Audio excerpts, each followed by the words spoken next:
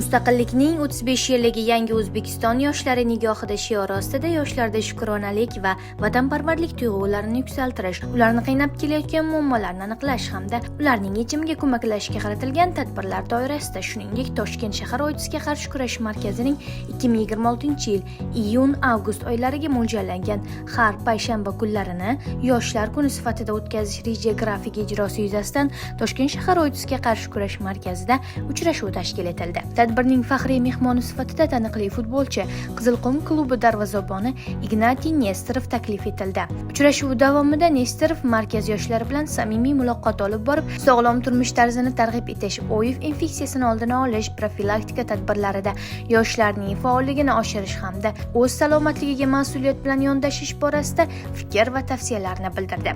Suhbat qizg'in savol-javoblar ruhida o'tib, yoshlar o'zlarini qiziqtirgan savollariga batafsil javob oldilar. Tadbir yakunida mehmon bilan esdalik suratlari olindi hamda Toshkent shahar OITSga qarshi kurash markazi tomonidan Ignatiy Nesterovga hamkorlik va yoshlarni ma'naviy ma'rifiy qo'llab-quvvatlashdagi hissasi uchun tashakkurnoma topshirildi. Bunday uchrashuvlar yoshlar qalbida vatanparvarlik, sog'lom turmush tarzi va ijtimoiy mas'uliyat tuyg'ularini yanada mustahkamlashga xizmat qiladi.